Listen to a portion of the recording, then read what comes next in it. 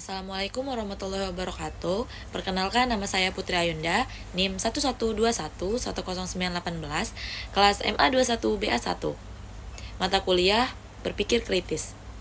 Baik, di sini saya akan menjelaskan tentang tugas yang diberikan Bapak Halipi tentang kenaikan tarif VPN dan dampaknya terhadap ekonomi.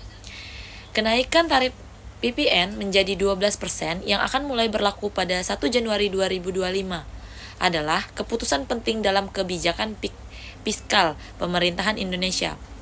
VPN dalam kurung pajak pertambahan nilai tutup kurung merupakan salah satu sumber pendapatan utama bagi negara yang diterapkan pada berbagai barang dan jasa. Kenaikan taraf VPN ini tentu akan memberikan dampak langsung terhadap perekonomian, baik dalam jangka pendek maupun jangka panjang. Oleh karena itu, penting untuk melihat kebijakan ini melalui berbagai perspektif ekonomi yang relevan, seperti teori permintaan dan penawaran.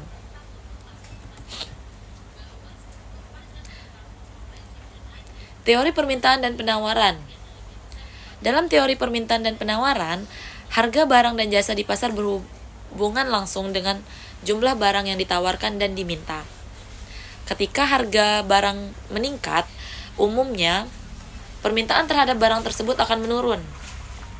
Terutama jika barang tersebut memiliki elastisitas yang tinggi, artinya konsumen akan mengurangi pembeliannya apabila harga barang naik.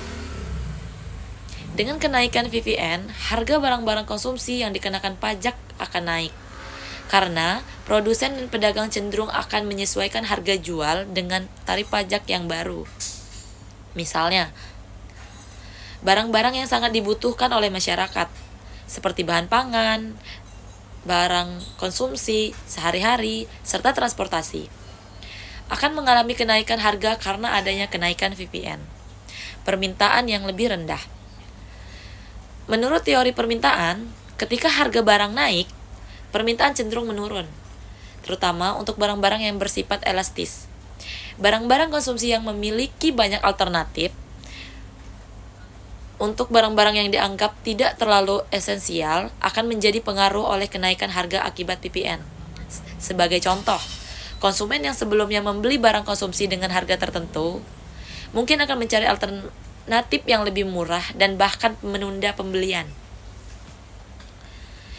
Dampak ini lebih terasa bagi masyarakat yang pendapatannya terbatas karena lebih mengandalkan konsumsi barang-barang yang dikenakan VPN. Sebagai akibatnya, daya beli masyarakat akan berkurang, dan ini dapat menyebabkan penurunan konsumsi domestik secara keseluruhan, yang berpotensi menurunkan pertumbuhan ekonomi dalam jangka pendek. Teori pajak dan pengaruhnya terhadap konsumsi. Kenaikan taraf VPN juga dapat menganalisis ekonomi teori pajak dan pengaruhnya terhadap konsumsi. Pajak, terutama pajak konsumsi seperti VPN, memengaruhi harga barang dan jasa yang dibeli oleh konsumen. Ekonomi mikro mengajarkan kita bahwa pajak yang lebih tinggi akan mempengaruhi pada kenaikan harga barang, yang kemudian mengurangi daya beli konsumen, khususnya bagi mereka yang pendapatannya rendah dan menengah. Seperti contoh, masyarakat yang pendapatannya dan kerjanya mungkin belum sesuai dengan gaji UMR, mungkin akan mikir-mikir jika membeli barang yang mahal, apalagi VPN-nya. Jadi mungkin masyarakat Indonesia juga seluruh pasti akan lebih memilih dan memperhatikan terlebih dahulu dari harga barang-barang yang akan mereka beli di toko maupun di manapun.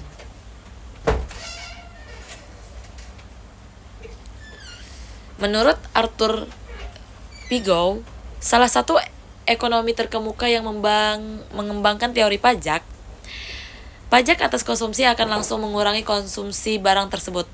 Misalnya, apabila harga barang konsumsi naik akibat kenaikan VPN, maka masyarakat terutama pendapatan rendah akan cenderung mengurangi pembeliannya pada barang-barang. Hal ini bisa mengurangi total konsumsi domestik.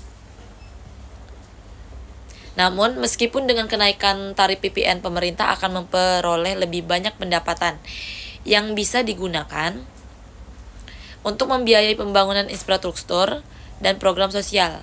Kebijakan ini mungkin memicu penurunan konsumsi domestik di sektor ekonomi tertentu.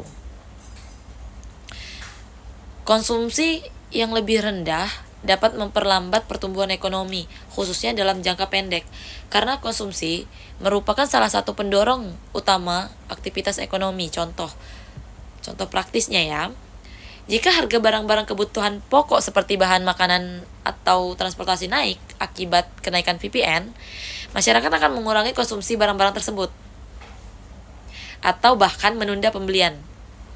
Hal ini terjadi lebih nyata pada masyarakat dengan pendapatan terbatas, karena mereka tidak memiliki kebanyakan ruang fiskal untuk menyesuaikan konsumsi mereka dengan harga yang lebih tinggi.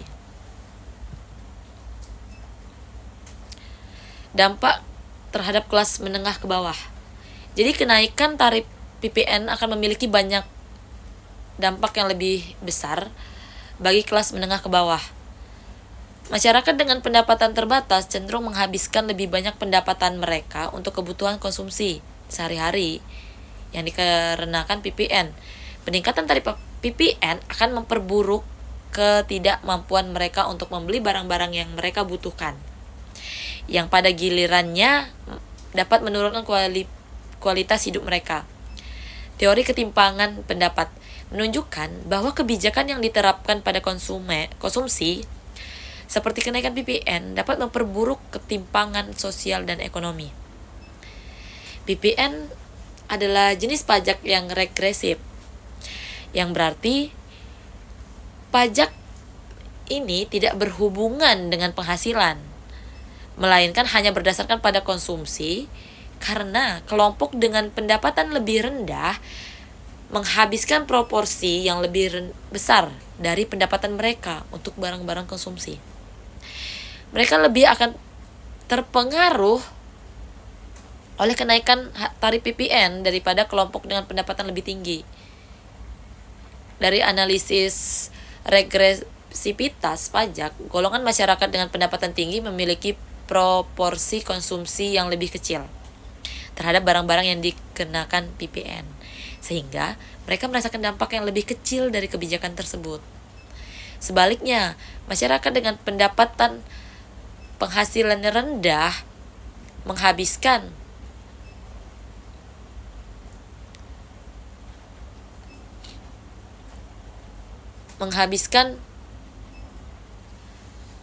uangnya hanya untuk menyebabkan beban ekonomi yang lebih berat bagi kelompok mereka. Sedangkan dari penerapan PPN dalam konteks ini, kenaikan PPN ini akan semakin memperburuk ketimpangan ekonomi, karena kelompok menengah ke bawah harus mengeluarkan lebih banyak dari penghasilan mereka untuk membeli barang-barang yang dikenakan pajak. Kelompok yang lebih kaya lebih banyak mengalokasikan pendapatan untuk barang dan jasa yang tidak dikenakan PPN atau investasi yang lebih menguntungkan. Kalau dari ketimpangan sosial yang saya lihat, kebijakan kenaikan PPN cenderung memperburuk ketimpangan sosial dan ekonomi yang ada. Ini dapat memicu ketidakpuasan sosial yang lebih besar, terutama di kalangan mereka yang merasa kebijakan ini semakin memperburuk kondisi hidup mereka. Ketimpangan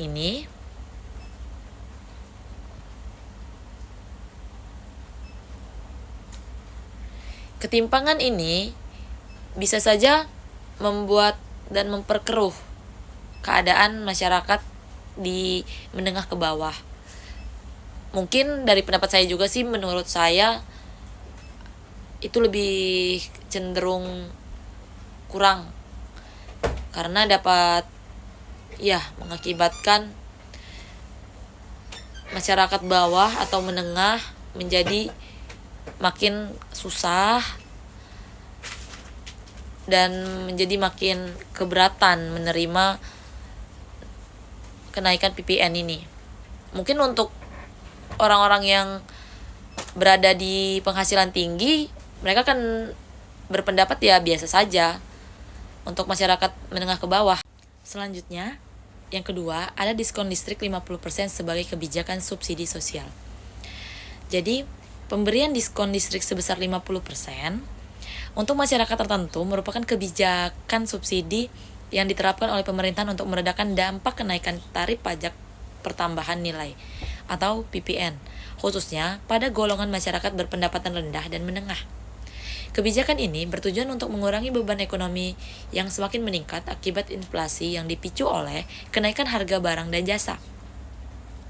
Termasuk tarif listrik, turut terpengaruh oleh kenaikan PPN. Diskon listrik ini merupakan salah satu bentuk kebijakan sosial yang mengarahkan pada dana pemerintah untuk memberikan bantuan langsung kepada masyarakat dalam bentuk pengurangan biaya hidup.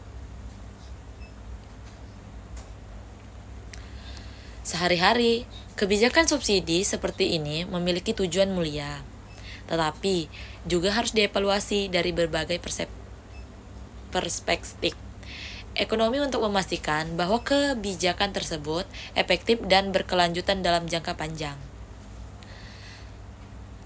Teori subsidi dan distorsi ekonomi. Teori subsidi dalam ekonomi menyatakan bahwa subsidi diberikan oleh pemerintah untuk menurunkan biaya barang atau jasa tertentu yang dianggap penting bagi kesejahteraan masyarakat, terutama bagi mereka yang tidak mampu. Subsidi ini juga diterapkan pada berbagai sektor seperti pangan, transportasi, kesehatan, dan energi dengan tujuan mengurangi beban hidup masyarakat dan meningkatkan akses kebutuhan dasar. John Robinson, seorang ekonomi terkemuka, menjelaskan bahwa subsidi dapat berfungsi untuk mengurangi ketimpangan sosial dengan membuat barang-barang penting seperti energi lebih terjangkau bagi kelompok masyarakat yang membutuhkan.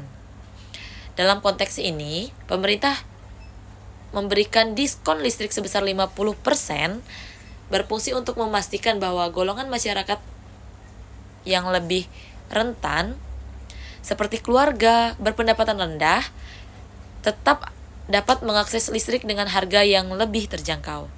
Diskon ini pada gilirannya dapat meningkatkan kesejahteraan masyarakat miskin dengan mengurangi pengeluaran mereka untuk energi, yang merupakan salah satu komponen penting dalam biaya hidup sehari-hari.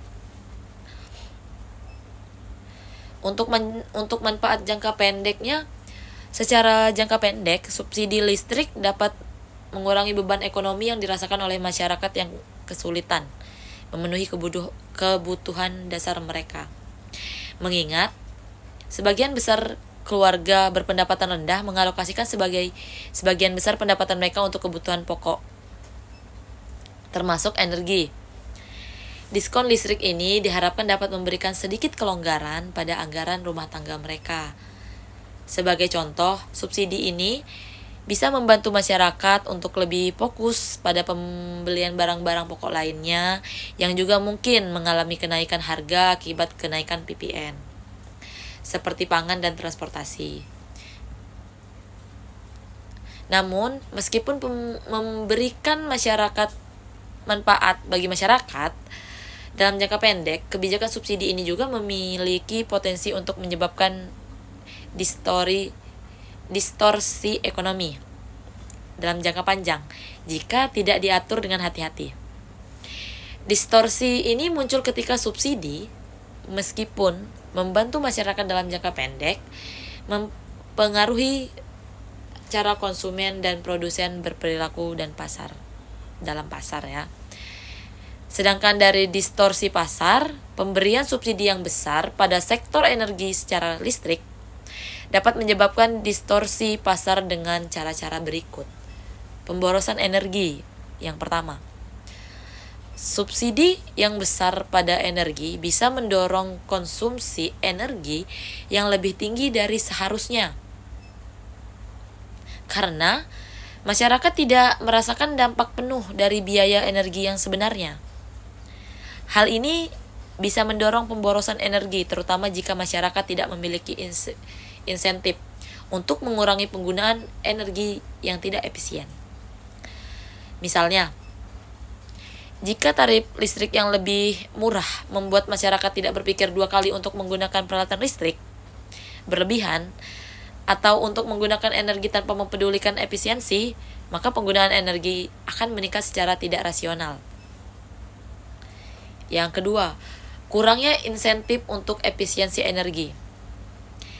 Subsidi besar pada energi fosil seperti listrik yang berasal dari sumber energi non terbarukan, misalnya batu bara atau gas, dapat mengurangi insentif bagi individu dan industri untuk berinvestasi dalam teknologi yang lebih efisien dan ramah lingkungan. Ketika harga energi tidak mencerminkan biaya lingkungan dan sosial yang sebenarnya, maka permintaan terhadap ekonomi terbarukan atau teknologi efisiensi energi akan rendah. Hal ini dapat memperlambat transisi ke ekonomi rendah karbon dan menghambat upaya negara untuk mengurangi emisi gas rumah kaca. Keberlanjutan dan efisiensi dalam kebijakan subsidi energi. Walaupun subsidi listrik dapat membantu mengurangi beban hidup masyarakat dalam jangka pendek, kebijakan ini perlu dipertimbangkan dengan lebih matang dalam konteks keberlanjutan ekonomi dan sosial. Teori pembangunan berkelanjutan mengajarkan kita bahwa kebijakan yang memberikan manfaat sosial harus mampu mendorong pencapaian kesejahteraan yang tidak hanya bersifat jangka pendek, tetapi juga berkelanjutan dalam jangka panjang. Dalam hal ini, subsidi energi perlu dirancang sedemikian rupa agar tidak hanya memenuhi kebutuhan konsumsi energi saat ini, tetapi juga mendukung tujuan jangka panjang terkait efisiensi dan transisi menuju sumber energi yang lebih ramah lingkungan. Untuk aspek berkelanjutannya, pemberian subsidi energi harus diimbangi dengan upaya untuk mengurangi ketergantungan pada energi fosil yang memiliki dampak buruk terhadap lingkungan dalam jangka panjang. Pemerintah harus mengembangkan kebijakan yang tidak hanya mengurangi biaya energi untuk masyarakat miskin, tetapi juga mendorong penggunaan energi yang lebih efisien dan ramah lingkungan seperti energi terbarukan, solar, angin, biomasa. Oleh karena itu, selain memberikan subsidi untuk listrik, pemerintah perlu merencanakan transisi yang lebih luas untuk energi yang terbarukan, baik untuk sektor rumah tangga maupun industri. Pengembangan infrastruktur energi terbarukan. Transisi ke energi terbarukan memerlukan investasi besar dalam infrastruktur energi baru, seperti penggunaan pembangkit listrik tenaga surya dan angin, serta sistem distribusi yang lebih efisiensi. Meskipun ini akan memerlukan biaya awal yang cukup tinggi. Dalam jangka panjang, seperti terbarukan dapat mengurangi ketergantungan pada impor energi fosil, mengurangi emisi karbon, dan mendorong pertumbuhan ekonomi yang lebih hijau dan berkelanjutan. Contohnya, penggunaan subsidi energi terbarukan. Beberapa negara seperti Jerman dan Cina telah mengimplementasikan kebijakan subsidi untuk energi terbarukan yang tidak hanya mengurangi biaya bagi konsumen, tetapi juga merangsang inovasi teknologi dan pengembangan pasar energi hijau. Dalam konteks Indonesia, pemerintah bisa memberikan insentif atau subsidi untuk rumah tangga yang beralih menggunakan panel surya atau ketergantungan pada energi fosil dan mengurangi beban biaya energi masyarakat. Efektivitas kebijakan dalam mengurangi ketimpangan sosial. Salah satu tujuan utama dari kebijakan subsidi listrik ini adalah untuk mengurangi ketimpangan sosial dan membantu masyarakat yang paling rentan menghadapi inflasi dan kenaikan biaya hidup. Dengan memberikan subsidi pada sektor energi yang merupakan kebutuhan dasar, pemerintah dapat menurunkan beban hidup masyarakat miskin dan menengah. Namun, untuk memastikan bahwa kebijakan ini benar-benar mencapai tujuan, perlu ada penargetan yang tepat dalam distribusi dan subsidi.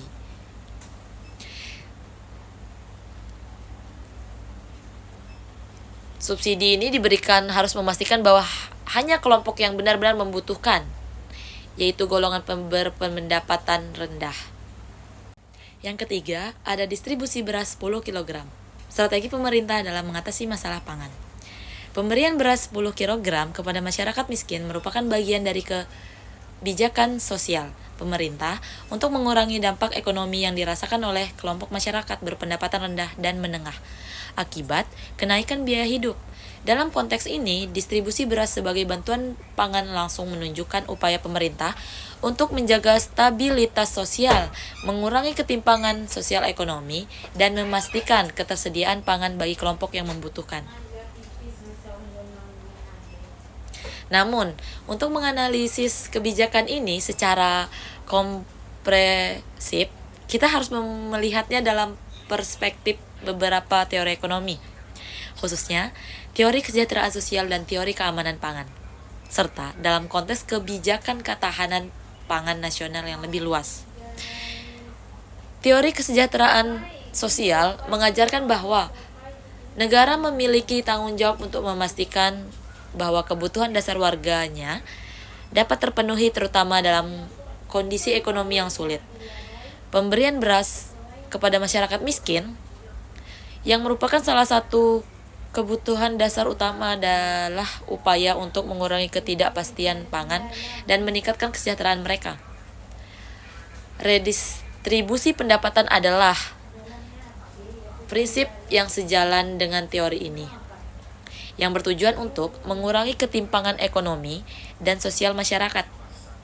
Dalam hal ini, distribusi beras 10 kg merupakan bentuk transfer sosial yang membantu mengalihkan sebagian dari sumber daya negara untuk memberikan bantuan langsung kepada kelompok masyarakat berpendapatan rendah. Kebijakan semacam ini bertujuan untuk mengurangi kesenjangan antara kelompok kaya dan miskin dengan memberikan akses yang lebih kepada masyarakat miskin terhadap barang dan jasa penting yang mereka butuhkan. Manfaat jangka pendek. Yang pertama, mengurangi beban hidup masyarakat miskin. Pemberian beras langsung ini meringankan beban hidup masyarakat miskin, terutama pada saat terjadi lonjakan harga pangan. Dalam jangka pendek, bantuan pangan ini sangat bermanfaat karena dapat mengurangi pengeluaran rumah tangga yang harus digunakan untuk membeli beras dan memenuhi kebutuhan pangan sehari-hari. Yang kedua, ada menjaga stabilitas sosial. Dengan memberikan bantuan pangan langsung, pemerintah dapat mengurangi ketidakpuasan sosial yang berpotensi meningkat akibat tingginya biaya hidup. Ini penting untuk menjaga stabilitas sosial terutama dalam situasi ekonomi yang sulit seperti yang terjadi selama inflasi atau ketidakpastian ekonomi. Namun, meskipun bantuan pangan langsung ini dapat memberikan bantuan langsung kepada keluarga yang membutuhkan, pemerintah subsidi pangan seharusnya tidak hanya melihat sebagai solusi jangka pendek, tetapi juga sebagai bagian dari kebijakan yang lebih besar untuk memastikan keberlanjutan sosial dan mengatasi masalah ketahanan pangan dalam jangka panjang. Kebijakan pangan dan keamanan pangan. Dari keamanan pangan terlebih dahulu saya akan menjelaskan konsep yang sangat penting dalam kebijakan distribusi pangan yang mengarah pada upaya untuk memastikan bahwa setiap individu memiliki akses yang cukup terhadap pangan yang bergizi, aman, dan berguna.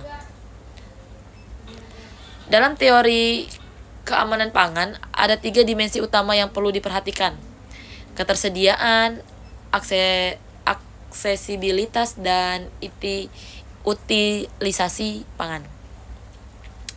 Yang pertama, ada ketersediaan pangan. Dimensi pertama dari keamanan pangan adalah ketersediaan pangan, yang mengacu pada ketersediaan pangan dalam jumlah yang cukup dan secara keberlanjutan di tingkat domestik. Dengan memberikan beras 10 kg kepada masyarakat miskin, pemerintah memastikan ketersediaan pangan untuk kelompok yang rentan dan jangka pendek. Namun, meskipun pemberian beras ini dapat memenuhi kebutuhan pangan dan dalam jangka pendek, kebijakan ini tidak secara langsung meningkatkan ketersediaan pangan secara nasional dalam jangka panjang. Kenapa? Kebijakan yang perlu diambil untuk meningkatkan ketersediaan pangan jangka panjang melibatkan penguatan sektor pertanian domestik, meningkatkan produktivitas pertanian, dan upaya untuk mengurangi ketergantungan pada impor pangan. Ini juga melibatkan peningkatan sistem distribusi pangan untuk memastikan pasokan pangan yang stabil keseluruhan di Indonesia, baik di perkotaan ataupun di pedesaan. Yang kedua ada aksesibilitas pangan. Dimensi kedua dari keamanan pangan adalah aksesibilitas, yaitu kemampuan individu atau rumah tangga untuk memperoleh pangan yang cukup dan bergizi. Pembelian beras 10 kg dapat membantu meningkatkan aksesibilitas pangan, tetapi ini hanya bersifat sementara dan terbatas pada jenis pangan tertentu. Contohnya beras. Aksesibilitas pangan yang berkelanjutan akan membutuhkan kebijakan yang lebih holistik, seperti program jaminan sosial yang lebih luas dan pengembangan pasar yang lokal dan lebih kuat. Ada infrastruktur pangan dan keadilan distribusi. Dalam konteks aksesibilitas, kebijakan harus memperhatikan distribusi pangan yang adil dan merata. Misalnya, distribusi pangan harus mencakup daerah-daerah terpencil dan daerah yang rawan pangan, sehingga bantuan tidak hanya terpusat di daerah perkotaan ataupun wilayah tertentu yang lebih mudah diakses. Pemerintah perlu mengembangkan sistem distribusi yang efisien, mengurangi pemborosan, dan memastikan bahwa pangan sampai ke tangan yang membutuhkan secara tepat. Yang ketiga ada utilasi pangan. Dimensi ketiga dari keamanan pangan adalah utilasi, yang berkaitan dengan kemampuan individu untuk mengkonsumsi pangan yang bergizi dan aman. Utilasi pangan melibatkan faktor-faktor seperti status gizi, kebiasaan makan, dan pendidikan gizi dalam masyarakat. Pemberian beras 10 kg memang dapat memenuhi sebagian kebutuhan energi masyarakat, tetapi program ini tidak menyeluruh masalah kualitas gizi atau keberagaman pangan yang dibutuhkan untuk kesehatan. Masalah kualitas pangan, menurut saya penting untuk diingat bahwa konsumsi beras saja tidak mencukupi untuk memenuhi kebutuhan gizi yang beragam. Oleh karena itu, selain distribusi beras, pemerintah perlu mendorong keragaman konsumsi pangan yang bergizi, seperti sayuran, buah-buahan, protein hewani, dan sumber gizi lainnya.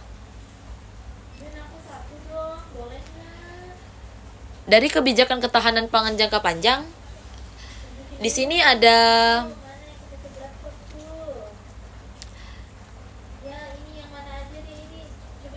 dapat dilihat sebagian dari strategi ketahanan pangan nasional yang lebih luas.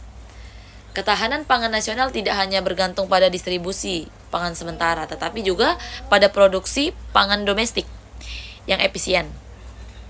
Peningkatan infrastruktur distribusi pangan dan perbaikan aksesibilitas pangan bagi seluruh lapisan masyarakat. 1. Meningkatkan produk pangan domestik. Salah satu cara untuk mengurangi ketergantungan pada impor pangan adalah dengan memperkuat sektor pertanian domestik. Pemerintah perlu mendukung para petani kecil dengan menyediakan akses ke teknologi pertanian, pasar, serta pelatihan mengenai teknik pertanian yang lebih produktif dan ramah lingkungan. 2. Pengembangan infrastruktur pangan. Meningkatkan infrastruktur distribusi pangan sangat penting untuk memastikan pangan dapat mengurangi pemborosan dan memastikan pasokan pangan yang lebih stabil. Di ketiga ada diversifikasi pangan. Salah satu tantangan dalam memastikan ketahanan pangan adalah mengurangi ketergantungan pada jenis pangan, seperti beras. Program yang mendukung diversifikasi konsumsi pangan harus menjadi bagian dari kebijakan ketahanan pangan untuk mendorong masyarakat untuk mengkonsumsi berbagai jenis pangan yang bergizi dan dapat diproduksi secara lokal. Yang keempat, ada potensi dampak jangka panjang dan pemeliharaan ekonomi. Kebijakan fiskal yang lebih ketat, seperti kenaikan tarif pajak pertambahan nilai PPN menjadi 12%, bertujuan untuk memperkuat pendapatan negara dan mendanai pengeluaran pemerintah yang semakin besar, terutama untuk membangun infrastruktur dan pelayanan publik. Namun, meskipun kebijakan tersebut dapat memberikan manfaat dalam jangka panjang bagi kestabilan keuangan negara, kebijakan pajak yang lebih tinggi memiliki potensi dampak negatif yang signifikan pada konsumsi domestik yang lebih pendek. Oleh karena itu, daya beli masyarakat seperti pemberian subsidi, energi, bantuan pangan, atau kebijakan lainnya yang dapat meredam dampak negatif dari kenaikan untuk pajak. Untuk menganalisis dampak jangka panjang dan memelihara ekonomi secara lebih mendalam, kita perlu merujuk untuk beberapa teori ekonomi yang relevan, terutama teori keseimbangan umum dan konsep-konsep terkait reformasi struktural serta keberlanjutan fiskal. Teori keseimbangan umum mengemukakan bahwa suatu kebijakan fiskal yang diterapkan tanpa memperhatikan interaksi antar sektor ekonomi dan kelompok masyarakat bisa menciptakan ketidakseimbangan dalam memperekonomikan secara keseluruhan. Misalnya, kebijakan kenaikan PPN, meskipun dapat meningkatkan pendapatan negara, dapat menyebabkan penurunan daya beli masyarakat ketika harga barang dan jasa naik. Akibat kenaikan PPN, masyarakat cenderung mengurangi konsumsi mereka, terutama untuk barang-barang yang elastis, sensitif terhadap perubahan harga. Hal ini dapat menurunkan permintaan agregat dalam ekonomi, yang berpotensi menyebabkan perlambatan pertumbuhan ekonomi dalam jangka pendek. Di sisi lain, kebijakan subsidi energi atau bantuan pangan yang disediakan untuk meringankan dampak dari kenaikan PPN dapat membantu menyeimbangkan kembali konsumsi domestik, terutama bagi kelompok masyarakat berpendapatan rendah, dan berkelanjutan dapat menciptakan distorsi pasar. Misalnya, subsidi energi yang terlalu besar dapat mendorong pemborosan energi dan mengurangi insentif beralih ke sumber energi yang lebih efisien dan ramah lingkungan.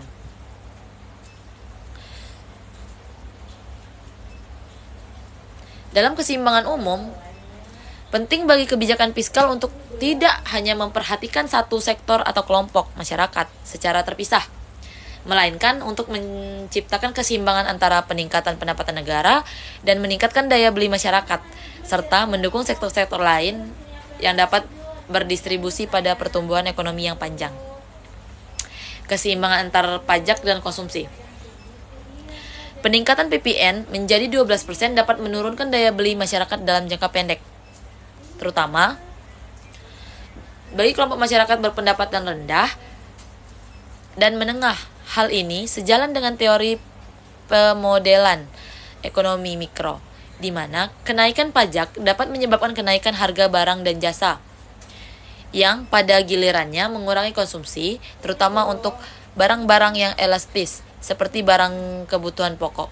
Jika konsumsi menurun, perusahaan mungkin menghadapi penurunan permintaan untuk produk dan jasa mereka, yang dapat mengarahkan pada penurunan pendapatan perusahaan dan mengurangi lapangan kerja.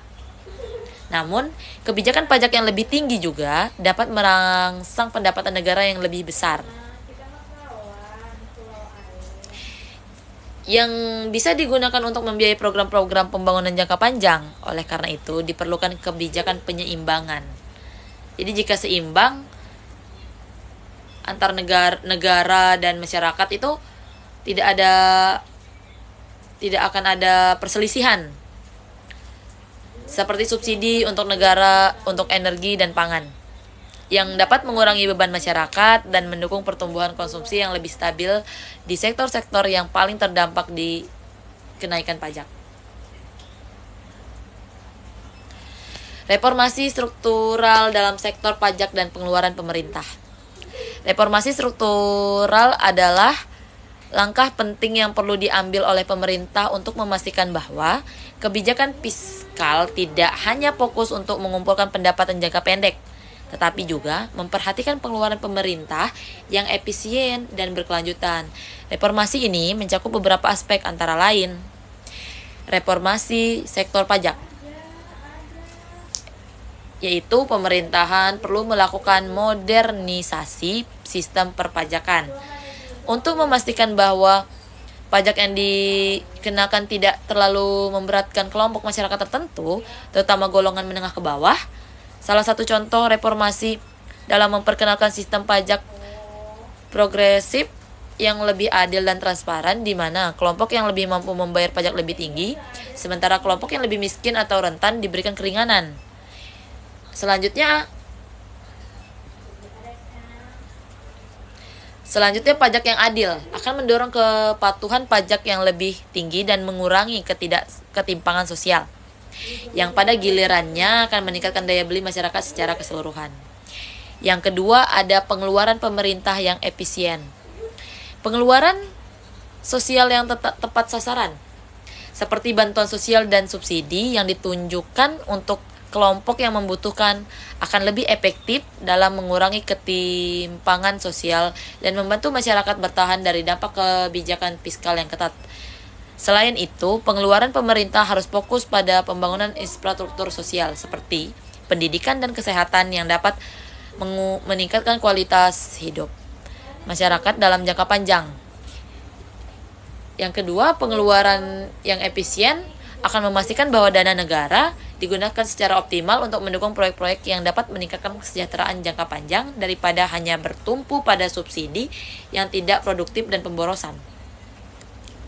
Di sini ada yang ketiga, ada diversifikasi sumber pendapatan negara.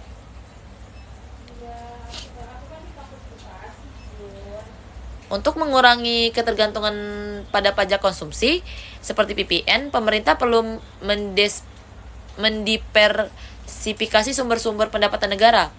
Salah satunya adalah dengan mengembangkan sektor pajak penghasilan (PPH) bagi individu dan badan usaha, serta meningkatkan pendapatan dari sektor non-pajak seperti sektor pariwisata atau digital ekonomi. Selanjutnya, ada diversifikasi ini akan membantu menstabilkan perekonomian negara dan meminimalkan dampak dari ketergantungan yang tidak berlebihan di satu jenis pajak. Keberlanjutan ekonomi dan infrastruktur sosial. Selain reformasi fiskal, pemerintah juga perlu memastikan keberlanjutan ekonomi jangka panjang dengan berfokus pada pembangunan infrastruktur sosial dan fisik yang akan mendukung pertumbuhan ekonomi yang inklusif dan berkelanjutan.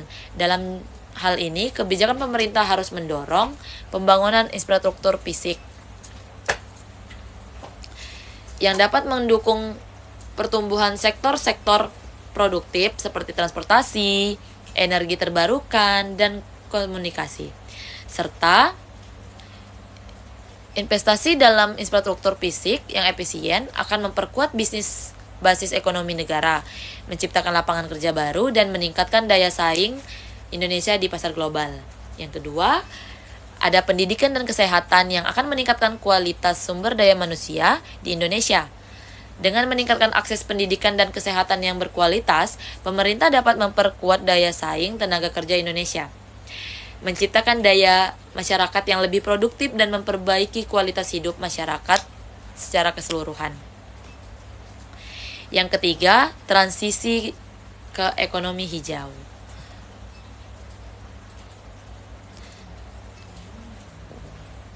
Dengan mendorong transisi ke ekonomi hijau, investasi dalam energi terbarukan, pengelolaan sumber daya alam yang berkelanjutan, dan mengurangi emisi karbon. Kebijakan ini tidak hanya penting untuk berkelanjutan lingkungan, tetapi juga dapat meningkatkan peluang ekonomi baru yang lebih inklusif dan tahan terhadap perubahan iklim. Oke, baik. Di sini yang terakhir adalah kesimpulan. Kesimpulan dari saya, kebijakan pemerintah terkait dengan kenaikan tarif pajak pertambahan nilai atau PPN menjadi 12%, diskon listrik 50%, dan distribusi beras 10 kg kepada masyarakat merupakan langkah-langkah strategi yang diambil untuk mengatasi tantangan ekonomi, terutama dalam situasi ketidakpastian global dan domestik. Kebijakan-kebijakan ini bertujuan untuk memperkuat pendapatan negara, membantu meringankan beban hidup masyarakat, dan menjaga ketahanan sosial ekonomi. Namun, meskipun kebijakan ini sangat relevan dalam konteks yang ada, pelaksanaan harus dilakukan dengan sangat hati-hati dan dievaluasi secara berkelanjutan untuk memastikan dampak yang adil dan merata bagi seluruh lapisan masyarakat.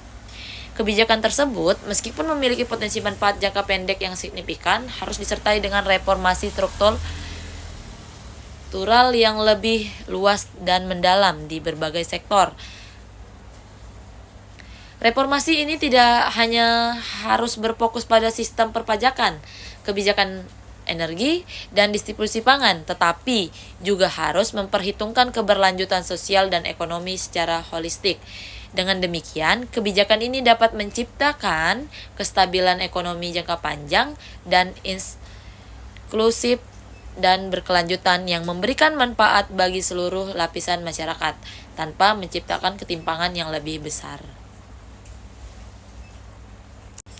Baik, mungkin itu saja penjelasan dari saya. Jika ada salah kata dan tutur kata yang mungkin kurang berkenan dan tidak sopan, saya pribadi meminta maaf. Demikian tugas UAS berpikir kritis saya. Saya akhiri, wassalamualaikum warahmatullahi wabarakatuh.